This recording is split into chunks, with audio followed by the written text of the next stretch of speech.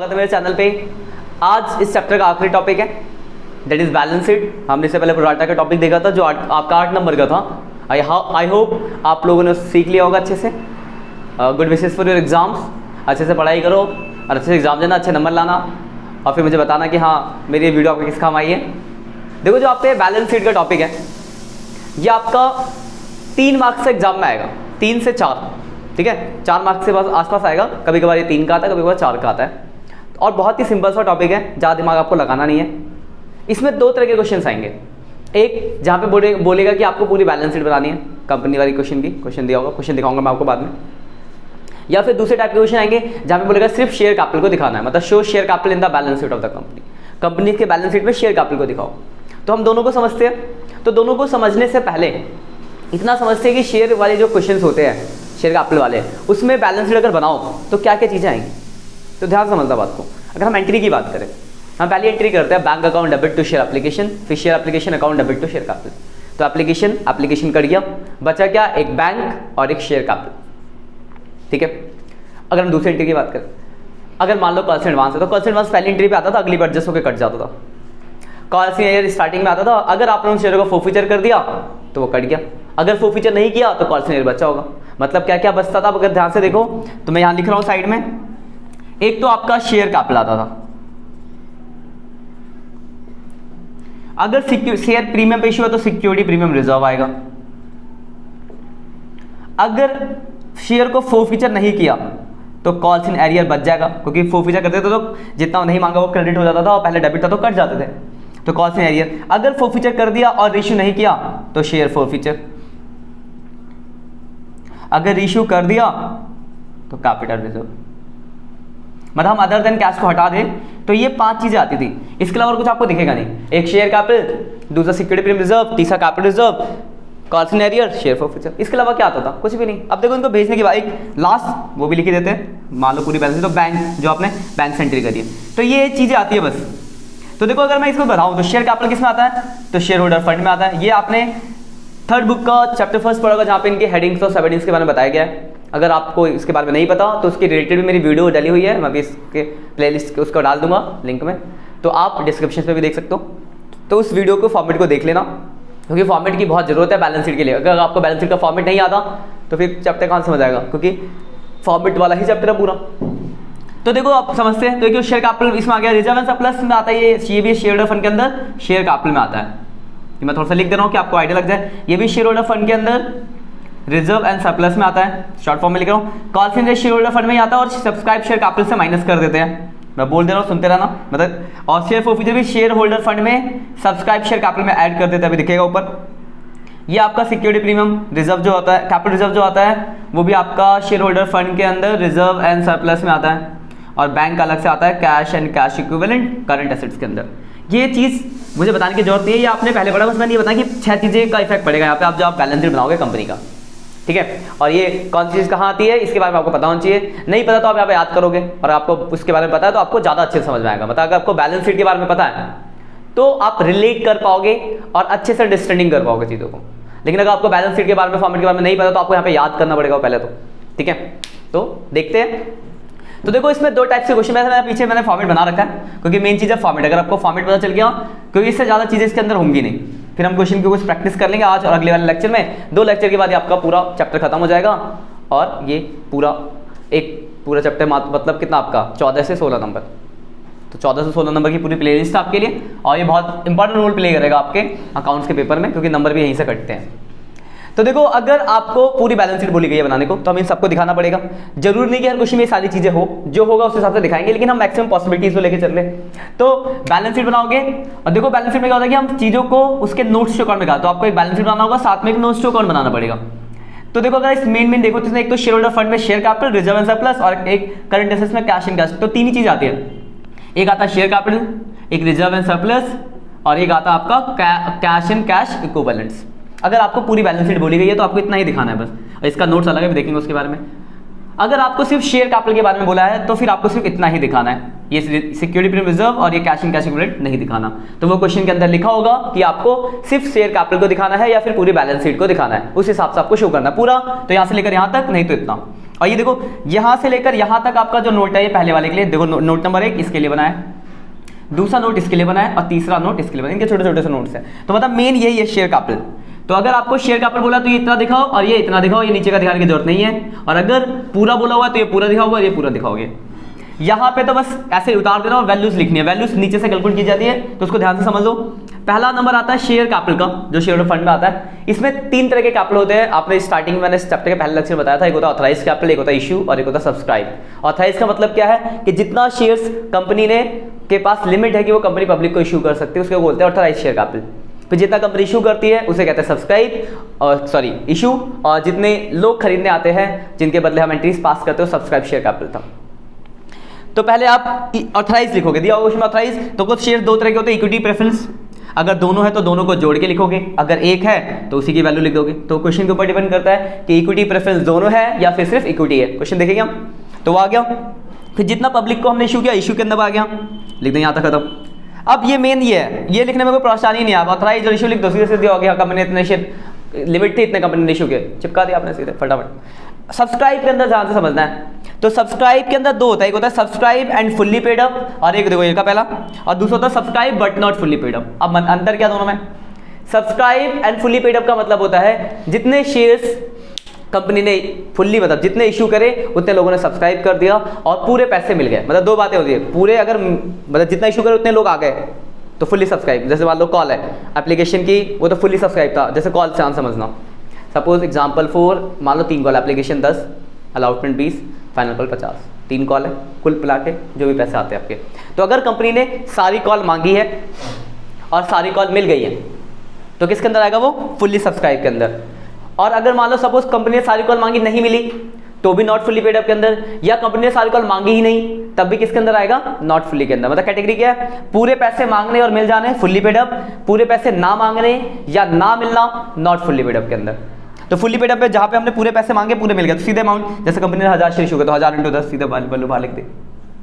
और not fully paid up में क्या है? या तो पूरे पैसे नहीं मांगे तो जितने मांगे वो वैल्यू लिख दो कॉल्ड अप, या फिर सपोज हमने पूरे पैसे मांगे तो पूरा मांगा हुआ लिखेंगे। और उसमें 2 बातें हो सकती है, या तो नहीं मिला होगा और हमने उसको फोरफीचर नहीं किया होगा, तो फोरफीचर नहीं किया तो कॉल सिनेरियो के नाम से घटा देंगे, या फिर हमने उसको फोरफीचर कर लिया होगा तो फोरफीचर करने से कॉल सिनेरियो खत्म हो जाता है लेकिन एक फोरफीचर का अमाउंट बच जाता है, फोरफीचर ऐड कर देंगे। तो ये आ जाएगा पहला। तो ये वैल्यू और ये वैल्यू इनको जोड़ेंगे तो जो अमाउंट आएगा ये amount to be show in the balance sheet against share capital. तो ये अमाउंट आपको यहाँ पे पहले वाले इसमें दिखाना है। क्वेश्चन देखोगे तो और अच्छे से रिलेट कर पाओगे। फिर रिजर्व एंड सरप्लस में 2 चीजें आते हैं, सिक्योरिटी प्रीमियम और कैपिटल रिजर्व। सिक्योरिटी प्रीमियम कब आता है? जब अगर शेयर प्रीमियम पे इशू हुआ है तब आएगा। और कैपिटल रिजर्व की बारी कब आएगी? अगर आप शेयर को रीइशू कर रहे हो। मान लो क्वेश्चन में रीइशू है ही नहीं, आना ही नहीं है, तो ये दूसरा ये यहाँ शो कर देंगे और इनका जो वैल्यू का टोटल होता है उतना ही बैंक होता है, तीसरा यहाँ पे शो कर देंगे, खत्म।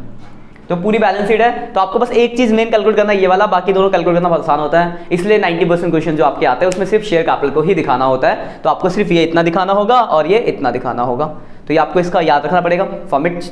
अब कुछ क्वेश्चन देखते हैं, इसी के अंदर मैं रिलेट करके दिखाऊंगा आपको क्वेश्चन को, कि आपको अलग से करने की जरूरत नहीं पड़ेगी। छोटे छोटे 2-3 क्वेश्चन हैं, फिर अगली क्लास में हम थोड़ा एक्स्ट्रा क्वेश्चन पाएंगे। तो ये देखो क्वेश्चन है पहला आपका, ये बहुत छोटा सा क्वेश्चन है, लिखा हुआ है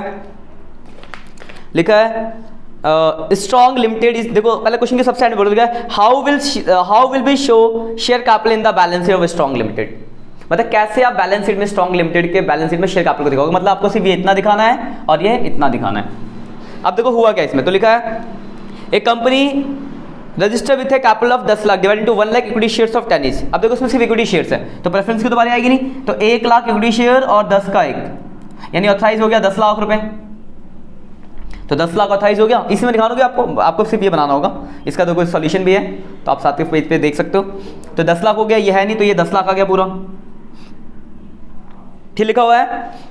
75,000 equity share issue to public, हमने 75,000 इशू किया इक्विटी शेयर से, तो इक्विटी शेयर 75,000 इंटू 10 7,50,000।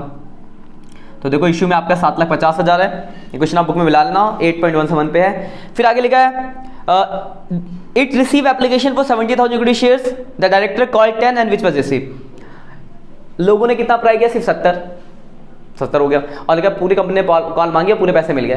तो ये नॉट फुली पेड अप था नहीं, सब फुली पेड अप में आ जाएगा। 70,000 इंटू 10 7 लाख। क्योंकि पूरे पैसे मांगे पूरे मिल गए, तो ये बात तो आती नहीं, सिर्फ यही रहेगी, तो 7 लाख यहाँ लिख देंगे, क्वेश्चन खत्म। 28 दिखा, इश्यू दिखा, सब्सक्राइब दिखा दिया, तो बहुत फालतू सा छोटा सा क्वेश्चन था, खत्म हो गया। ठीक है, अगला वाला देख लो, ये मैं ऐसे ही समझाता हूँ आपको बुक निकाल के, क्योंकि बहुत छोटे छोटे से क्वेश्चन है, फिर थोड़ा ढंग का क्वेश्चन देखेंगे, इससे आपको थोड़ा रिलेट करना पड़ता है कि बेसिक कैसा कैसा है। अगला देखो लिखा है, on 1 April 2019 Vivek limited was form with N authorised capital 1 crore divide into 2 lakh equity share 50, तो ऑथराइज दिया 2 लाख इक्विटी शेयर 50 का एक, तो 2 लाख इंटू 50 1 करोड़, तो ये आपका ऑथराइज के अंदर आ जाएगा यहाँ पे 2 करोड़ रुपए, 1 लाख सॉरी कितना है, हाँ 2 लाख इंटू 50 यहाँ आ गया, पहली पॉइंट हो गई। फिर लिखा है the company issue prospectus inviting 1,80,000 share, तो 1,80,000 इंटू 50 यहाँ जाएगा 90 लाख रुपीस हो गया, 90 लाख 18 90 लाख आ गए इसके अंदर। अब 3 कॉल, एप्लीकेशन 15, अलॉटमेंट 20 और बाकी कॉल, तो 15 रुपए की कॉल हो गई। The issue was fully subscribe, मतलब पूरे अप्लाई हुए, तो पूरे 180 हो गया, और ये सब्सक्राइब भी। But the company did not make the call money, पर कंपनी ने कॉल नहीं मांगा। तो एक बात बताओ, अगर हमने कॉल नहीं मांगा तो पूरे पैसे नहीं मांगे, तो इस वाली कैटेगरी में ना आके कौन सी कैटेगरी में आएगा, इस वाली कैटेगरी में आएगा। तो देखो उसने नीचे दिया है subscribe but not fully paid up, 1,80,000 share पे हमने 35 कॉल अप किया, तो 63 लाख। और क्वेश्चन में लिखा था show share capital in the balance sheet of company as per schedule 13 of the fall, दिखा दिया 63 लाख रुपए आ गया आंसर। तो ये बहुत ही छोटे छोटे क्वेश्चन है स्टार्टिंग के, तो 1 2 3 ये स्टार्टिंग आप करना, थोड़ा अक्षर पे बढ़ते हैं हम आज। एक क्वेश्चन देखते हैं, इसको मैं करके भी दिखाता हूँ आपको, और क्वेश्चन को कंप्लीट करके देखते हैं क्या लिखा हुआ है। तो एक क्वेश्चन है यहाँ पे, ये फॉर्मेट आप नोट कर लेना, हाँ ट्रैक्टर इंडिया लिमिटेड, ये 2015 में आया हुआ भी है। और इस क्वेश्चन को अगर आप देखो तो सबसे लास्ट में लिखा है present the share capital in the balance sheet of the company, share capital दिखाना है, तो बाकी फालतू बातें मैं मिटा देता हूँ, है ना। आपको शेयर कैपिटल दिखाना, तो ये सिर्फ इतना दिखाना होगा, और ये सिर्फ इनको भी मिटा देते हैं, ये इक्विटी प्रेफरेंस जो होगा हम लिख लेंगे, ये भी सिर्फ आपको इतना ही दिखाना है, ठीक है। फुली पेड अप है या नॉट फुली पेड अप है वो भी देख लेंगे।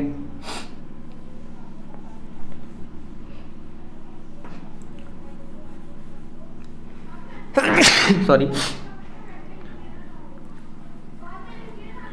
तो मिटा देते हैं,